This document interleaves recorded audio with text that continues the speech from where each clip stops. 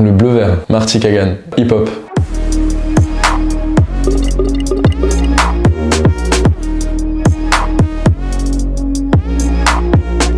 Le rôle du product manager, c'est d'améliorer en continu le logiciel ou le produit sur lequel il travaille. C'est lui qui va devoir identifier les besoins et les problèmes utilisateurs qui sont les plus importants en fonction des contraintes, que ce soit des contraintes techniques ou des contraintes business liées à la stratégie de l'entreprise.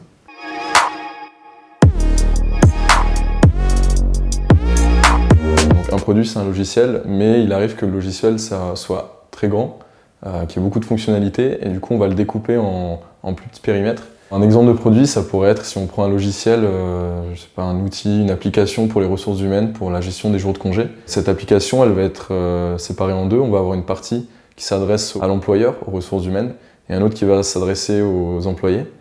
Et c'est un seul et même logiciel, mais avec des enjeux différents en fonction de qui va l'utiliser. Et sur chaque produit, on aura une équipe produit composée d'un product manager, de product designer et de développeurs qui vont travailler sur les besoins liés à cette partie-là. Il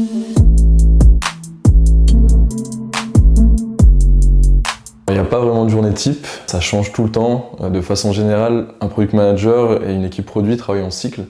Donc on va avoir des cycles de développement de fonctionnalités ou d'amélioration du produit en deux parties. Une première partie qui va être plutôt de la recherche, qu'on appelle le discovery, être capable de comprendre sur quoi on va travailler, quel problème on veut résoudre, et une deuxième partie plutôt de delivery, où on va construire la solution pour répondre à ce problème-là. Les seules choses qui reviennent tout le temps, ça va être les débuts de journée. Le matin, quand on arrive ou quand on ouvre l'ordinateur, on va regarder le tableau de développement pour savoir ce qui a été développé la veille, ce qui reste à faire. Puis ensuite, on va enchaîner avec une réunion qu'on appelle le stand-up avec les développeurs, où on fait un petit bilan sur 5 minutes de ce qui a été fait la veille et des problèmes qui ont été rencontrés, et un petit point rapide sur ce qu'on veut faire la journée et des questions si on en a. Et après, le reste de la journée va vraiment changer. Soit c'est plutôt de la recherche, soit c'est plutôt dans la partie delivery FESA où tu vas travailler avec les développeurs et les designers.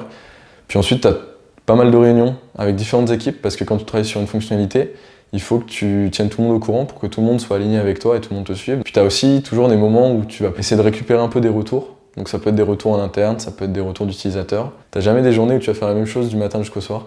C'est toujours plein de petits morceaux différents où tu vas travailler sur plusieurs sujets, tu vas travailler avec plusieurs personnes et c'est comme ça tous les jours. Non, le product manager ne fait pas de développement, il travaille avec les développeurs. C'est important pour un product manager de comprendre le métier de développeur, quelles sont les contraintes de ce métier, quelles sont les contraintes techniques sur son produit, mais on ne lui demande jamais de développer.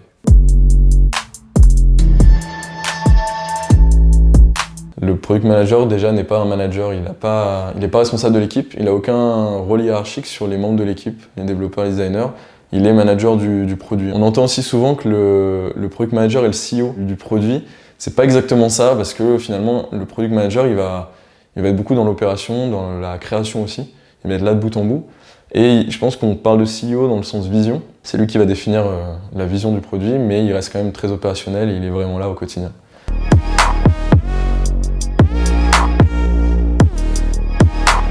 Le métier de product manager il va être différent dans toutes les entreprises. Ça va dépendre de plusieurs choses. Le premier, c'est le type de produit sur lequel tu es. Est-ce que c'est une application mobile? Est-ce que c'est une application web? Est-ce que ça s'adresse plutôt à du grand public? Ou est-ce que c'est pour des entreprises? Est-ce que tu es sur un service très précis, quelque chose de niche, ou à l'inverse, quelque chose qui est très varié avec plein de fonctionnalités possibles?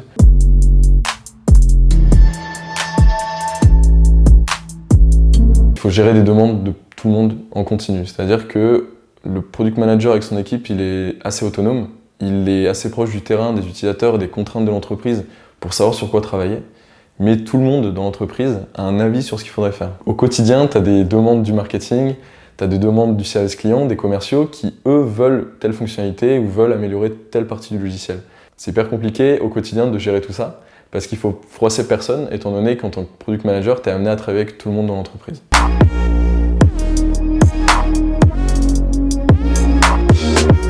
C'est de travailler avec plein de personnes différentes au quotidien et de travailler sur plein de sujets différents. Ça change tout le temps et c'est super enrichissant, super intéressant. D'être au cœur de la création du logiciel. On va être vraiment au cœur du futur du logiciel. C'est nous, avec l'équipe, qui allons définir comment sera le produit dans X années. Mon produit, celui sur lequel je travaille, est assez particulier. C'est ce qu'on appelle un CMS, donc Content Management System. Ça permet de créer du contenu et de le partager en ligne. Un des cas le plus commun, c'est pour faire des sites internet, où d'un côté, on va avoir une interface sur laquelle l'auteur du contenu va aller, il va pouvoir rédiger son contenu, il va pouvoir gérer toutes ses pages, tous ses articles, et ensuite la deuxième partie qui est le site internet sur lequel les visiteurs vont voir le contenu. La caractéristique de ce produit-là, c'est que c'est un produit qui n'a pas un usage unique. On doit faire en sorte que le produit s'adapte au cas d'usage de l'utilisateur. Qu'une personne gère 3 articles de blog ou 10 000 articles de blog, il faut que ça marche, il faut que ça soit toujours aussi efficace.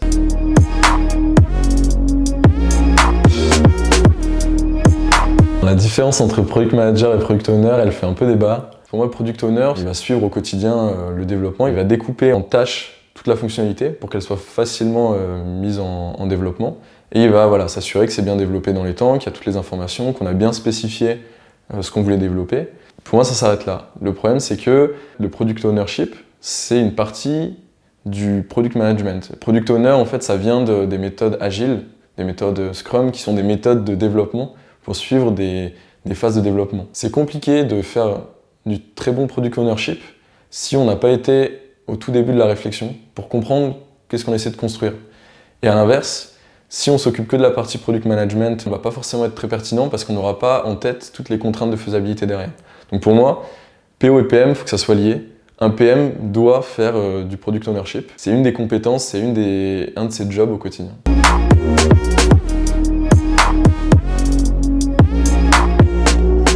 Pour être un bon product manager, il faut être curieux, donc il faut être ouvert, il faut s'intéresser à tout. Donc il n'y a pas des matières en particulier, c'est plutôt l'inverse, il faut rester curieux sur toutes les matières. Néanmoins, on attend quand même pas mal de capacités d'analyse, je pense notamment aux sciences, qui apportent un petit peu cette façon scientifique de travailler sur un problème et de travailler en hypothèse.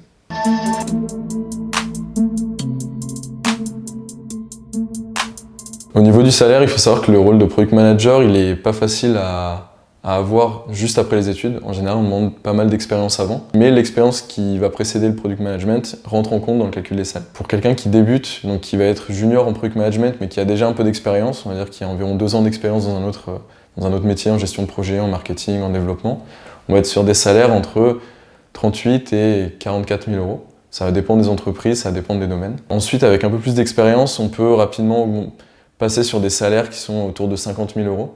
Et pour des gens expérimentés en product management, ça peut monter sur des fourchettes entre 60 et 75 000 euros.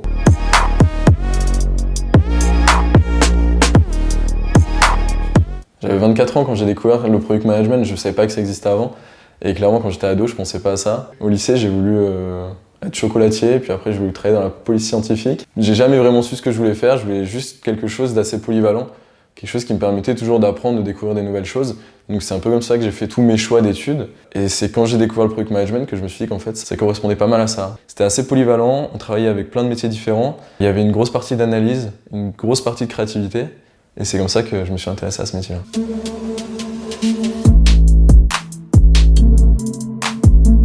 J'ai fait un bac S, mais ça n'a pas trop d'importance. Ensuite j'ai fait des études de gestion. Je me suis spécialisé en stratégie d'entreprise et par la fin en management de l'innovation. Et c'est assez intéressant parce que c'est des choses que je retrouve au quotidien aujourd'hui.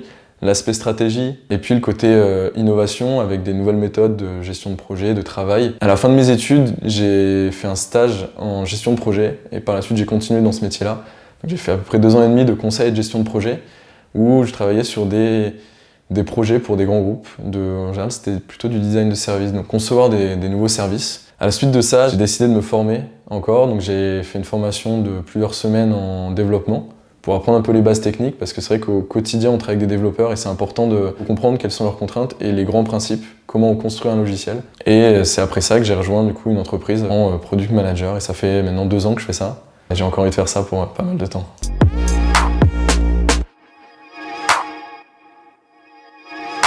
Tu as très peu de formations qui te forment à ça pendant les études classiques. Il y a pas mal de stages qui sont disponibles en product management et pas mal d'emplois mais expérimentés. Il y a une espèce de fossé au milieu qui est un peu compliqué à résoudre et pour ça le mieux c'est d'essayer des métiers qui sont assez proches du product management, participer à des meet-up, des conférences sur le product management, il y en a de plus en plus, il y a plein de podcasts qui sortent et puis ce qu'on dit souvent c'est qu'il faut faire ses propres produits, donc essayer de développer ces petites applications. Alors c'est vrai qu'il y a une grosse partie du product management qu'on ne peut pas anticiper. En fait, tant que tu n'as pas été product manager, que tu n'as pas été dans tout le cycle de développement d'une fonctionnalité, tu peux pas imaginer en fait ce que c'est.